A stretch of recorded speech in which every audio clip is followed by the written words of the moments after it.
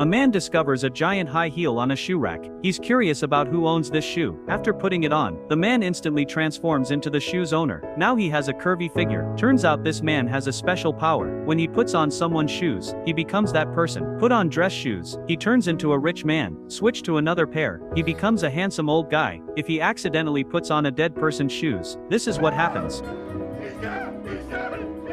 This man's name is Mac. Just one day ago, he didn't have this superpower. He was just an ordinary shoe repairman. Been fixing shoes for 20 years. Single for 30 years. Every day he watches his regular customers get picked up by beautiful women in fancy cars. He's so jealous. He hates that his dad isn't rich. Not having money is bad enough. But his dad also walked out on the family over 20 years ago. Nobody knows if he's even alive. But Mac doesn't know yet that what his dad left him is way more powerful than money. One day a rich guy comes in to get his shoes fixed. He sees Mac staring at his expensive watch. The rich guy can't help but show off his wealth. Before leaving, he makes a threat. He'll be back later to pick up his shoes. If the shoes aren't fixed properly, Mac can forget about closing up shop tonight. So Mac has to work overtime, but his sewing machine decides to quit on him. It starts shooting sparks while he's sewing. He has no choice but to go down to the basement. He uses the old vintage sewing machine his dad left behind. Finally gets the guy's shoes fixed. While waiting for him to pick up the shoes, Mac stares at this pair of expensive dress shoes. He notices they're exactly his size. He can't resist trying them on.